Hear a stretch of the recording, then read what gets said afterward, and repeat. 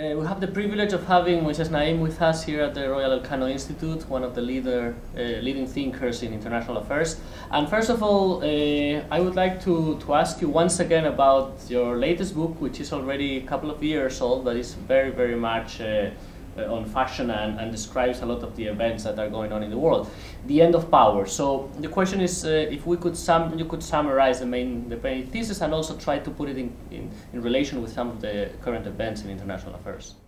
The central theme of the book is that there is something going on with power. The nature of power, the definition of power has not changed. Power is the ability of one actor to make others do or stop doing something now or in the future. That hasn't changed.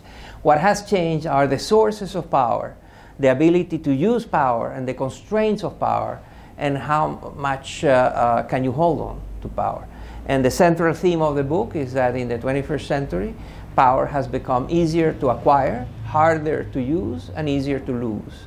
And that is happening at the international level, but it's happening also in companies, it's happening in national politics, in international politics, in war, in religion, and wherever there are human institutions where power matters, power is decaying in that sense.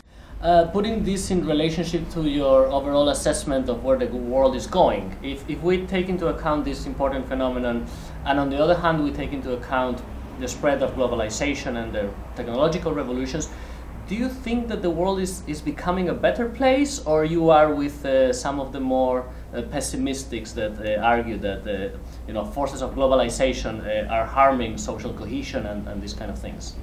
All of that is happening, but the book is very optimistic. I am very optimistic. The statistics are very optimistic.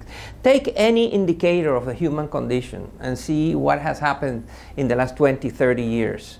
Literacy, the life expectancy, gender relations, even slowly and not enough, but even there is progress. In almost every indicator that is measurable, that tracks the human condition, the progress has been huge. And the central theme of the book is positive, is optimistic. Essentially it says that it is a world where dictators, autocrats, companies that are monopolies, and high concentrations of power have a more uncomfortable grip on power, and can be they're less secure in their power. That doesn't mean that the world is not rife with huge concentrations of power, from Vladimir Putin and Barack Obama, Xi Jinping, the president of China, and big banks and big technology companies and big corporations and energy companies. There's a lot of power concentrated in the world. What I'm saying is that that power is less secure. That power has more constraints in the ways it can be used, and that is more ephemeral.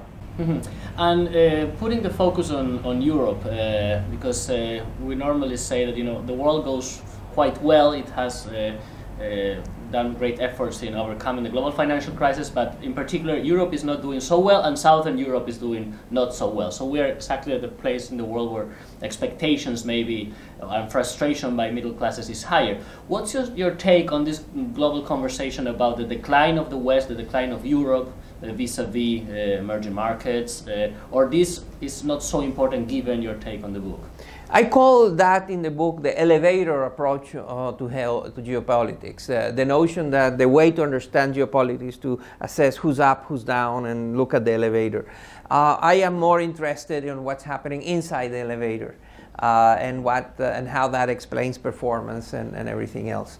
And so Europe, I think it's beginning to recover. I think the notion that Europe was at the verge of an imminent collapse, where the European integration project was going to be a failure, where the euro was no longer tenable as a main currency in the world, all of that thoughts, all of that assumptions, expectations have disappeared.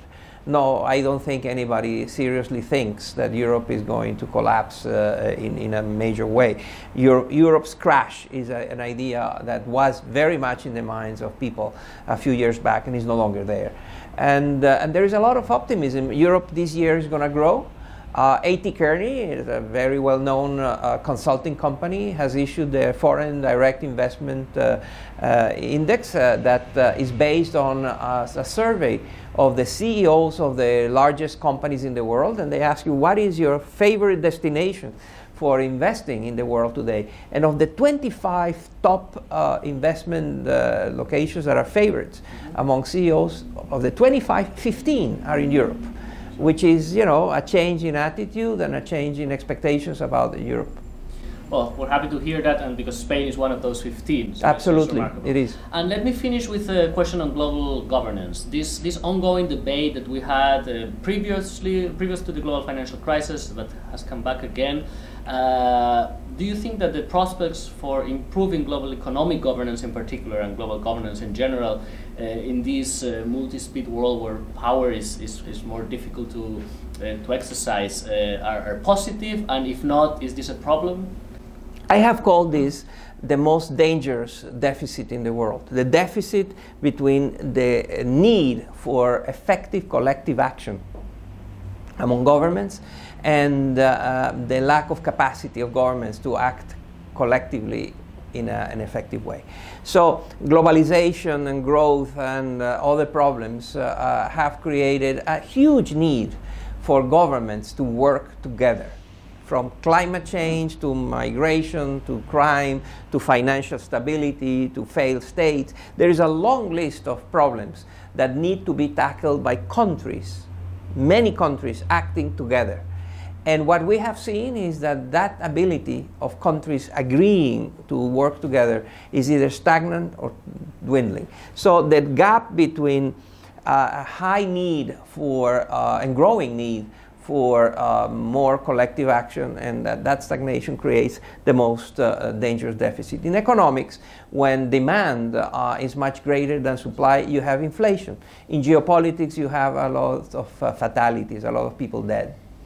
Well, on that note, which is a bit more pessimistic than the overall optimistic take on where the world's going, we have to finish. Moises Naim, thank you very much for visiting us at the Royal Elcano Institute, and we hope to have you here again. Thank you. It was a pleasure.